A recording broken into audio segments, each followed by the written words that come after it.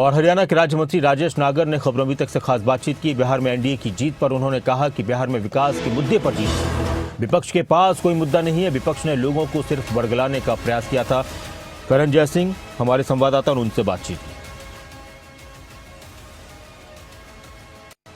हरियाणा सरकार में मंत्री राजेश नागर इस वक्त मेरे साथ हैं। राजेश जी, बिहार में बम्पर जीत एनडीए की, क्या कहना चाहेंगे? देखो, मैं इस जीत के लिए असली हकदार अगर मैं कहूँ तो हमारे यशस्वी प्रधानमंत्री श्री नरेंद्र मोदी जी हैं, जो उन्होंने रैलियाँ बिहार में की, जो हमारा संगठन जो पन्ना प्रमुख तक जो हमारे लोग थे, बूथ अध्यक्ष की बात करूं, शक्ति केंद्र प्रमुख की बात करूं, पंचायत अध्यक्ष की बात करूं, तो इतना मजबूत संगठन हमारा वहां पर था।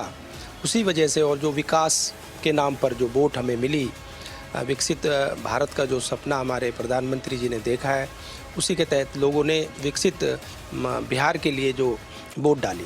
बिहार चुनाव प्रचार के लिए आप भी बिहार में पहुंचे थे। कौन सी विधानसभा में आप थे और कितनी मार्जिन से वो विधानसभा जीती है वहां पर, और कौन से मुद्दे आप देख रहे थे कि लोगों को प्रभावित कर रहे थे, लोगों को काफ़ी पसंद आ रहे थे, जिसके बलबूते एक बार फिर से एनडीए की सरकार बनी है वहाँ पर?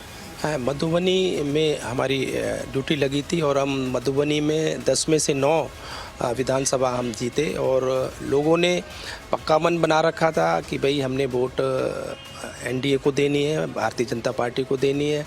मंत्री जी, एक सवाल और है कि महागठबंधन लड़ रहा था, लेकिन कांग्रेस भी 60 सीटों पर लड़ रही थी। वहाँ पर 60 में से मात्र 6 सीट कांग्रेस जीत पाई है। कांग्रेस की हार के क्या कारण मानते हैं आप? देखो, लोगों ने इनकी हकीकत को पहचान लिया। लोकसभा के चुनावों में इन्होंने लोगों को बरगलाया, लोगों को गुमराह किया कि भाई संविधान बदल देंगे।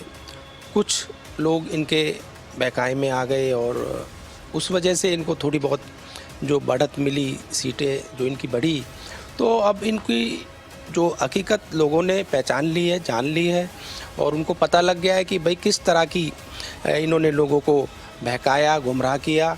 और अब इनकी हकीकत पता होने के बाद जो अब हालात हुए हैं, तो आप देख सकते हैं कि किस तरह से इनकी बिहार में हालत हुई है। कई मुद्दों को कांग्रेस ने बुलाने की कोशिश करी, एसआईआर का मुद्दा हो, वोट चोरी का मुद्दा हो, हरियाणा चुनाव में भी किस तरह से वोट चोरी हुई वो राहुल गांधी बोलते हुए नजर आए। क्या कहना चाहेंगे आप कांग्रेस को? देखो, बिहार में भी अगर हम बात करें तो इन्होंने कई जगह इस तरह के प्रोपेगेंडा अपनाया और रैलियाँ की, रोड शो किए कि भाई वोट चोर के नाम से अपना प्रचार किया, पर लोगों को इनकी हकीकत का पता लग चुका है कि भाई जो ये लोग, इनके पास कोई मुद्दे नहीं हैं। मंत्री जी, हरियाणा की बात कर लेते हैं। आपने भी हाल ही में फरीदाबाद में एक पेट्रोल पंप पर छापा मारा।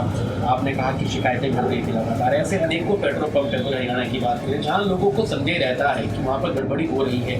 क्या कहना चाहेंगे ऐसे पेट्रोल पंप संचालकों को, क्या निर्देश देना चाहेंगे? देखो, मैं उन ऐसे पेट्रोल पंप वालों को सभी को चेतावनी देना चाहता हूँ, अगर इस तरह की कोई भी गड़बड़ या कोई कमी कहीं भी पाई गई तो पेट्रोल पंप को सीज तक भी किया जा सकता है। तो इसलिए मैं एक चेतावनी, ओपन चेतावनी मैं कर रहा हूँ कि कोई भी इस तरह की कोई गड़बड़ या कोई माप में या उसके मेजरमेंट में या क्वालिटी में, गुणवत्ता में कोई भी कभी कहीं भी मिली और कहीं से भी हमें शिकायत आई तो हम उस पर तुरंत कार्रवाई करें। बहुत हमसे बात करने के लिए तो राजेश नागर हमारे साथ थे। साफ तौर पर पेट्रोल पंप संचालकों को चेतावनी देते हुए नजर आए कि अगर कहीं पर भी कोई गड़बड़ी पाई गई तो पेट्रोल पंप को सीज कर दिया जाएगा, यानी कि सील कर दिया जाएगा और उन पर कड़ी कार्रवाई की जाएगी। गुरुग्राम से वीडियो जर्नलिस्ट जितेंद्र शर्मा के साथ करण जय सिंह, खबरें अभी तक।